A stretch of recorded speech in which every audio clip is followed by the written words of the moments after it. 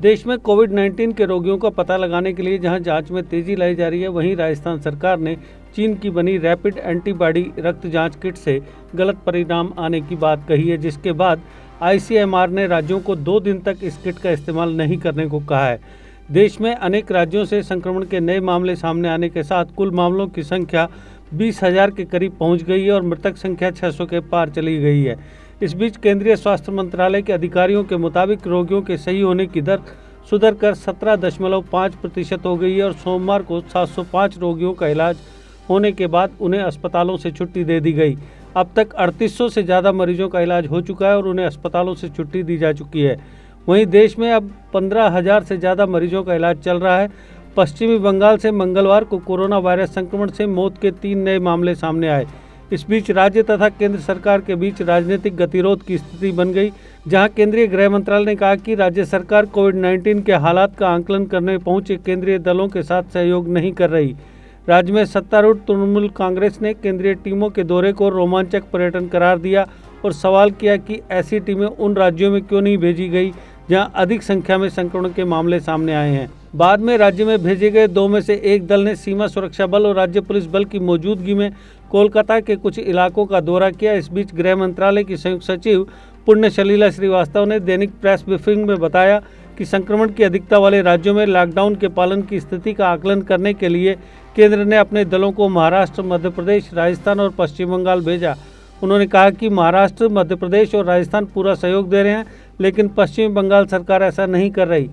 इस दौरान स्वास्थ्य मंत्रालय ने कोरोना वायरस संकट से निपटने में मानव संसाधन की जरूरत को पूरा करने के लिए 2 वेब पोर्टल शुरू किए हैं। इनकी मदद से स्वास्थ्य कर्मियों और स्वयंसेवियों की जरूरतों वाले स्थानों पर तैनाती की जा रही है और संकट से निपटने से संबंधित प्रशिक्षण भी दिए जा रहे हैं।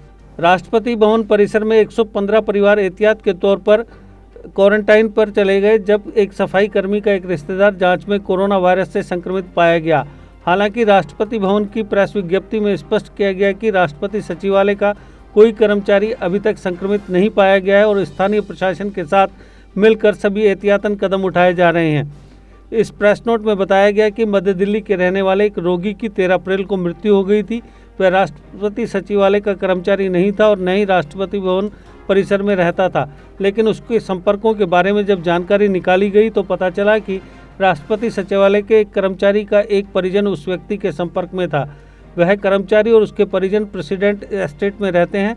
दिल्ली के मुख्यमंत्री अरविंद केजरीवाल ने बताया कि राष्ट्रीय राजधानी में संक्रमण के 1603 मामलों में मरीजों का इलाज चल रहा है। अब तक कोरोना वायरस के कारण राजधानी में 47 लोगों की मौत हो चुकी है। मुंबई और चेन्नई में मीडिया कर्मियों के कोरोना वायरस से संक्रमित पाए जाने के बाद केजरीवाल ने यह भी कहा कि राष्ट्रीय राजधानी में उनकी सरकार मीडिया कर्मियों की कोरोना वायरस के संक्रमण का पता लगाने के लिए जांच कराएगी।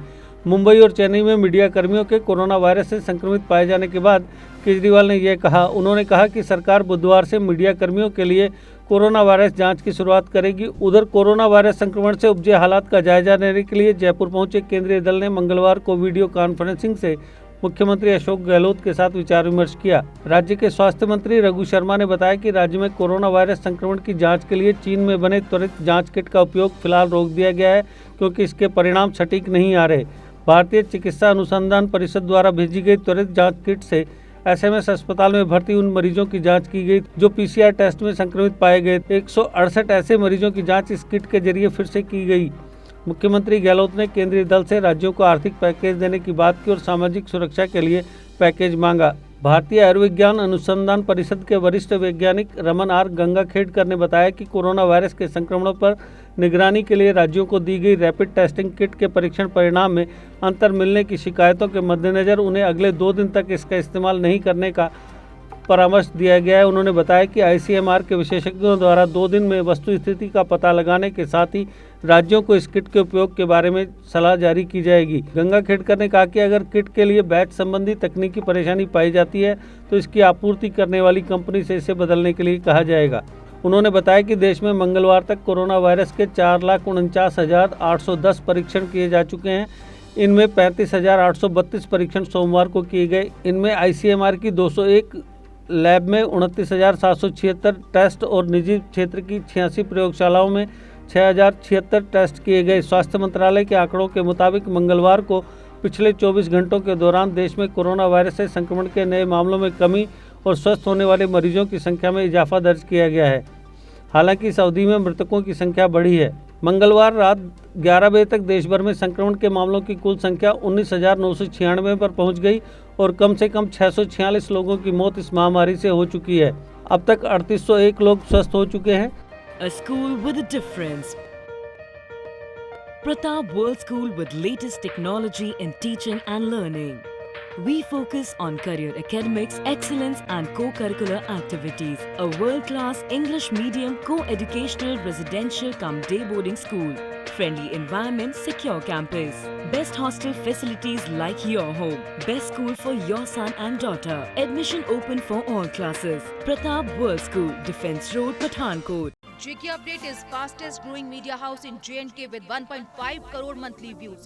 JK Update is a best platform for advertise your brands and services.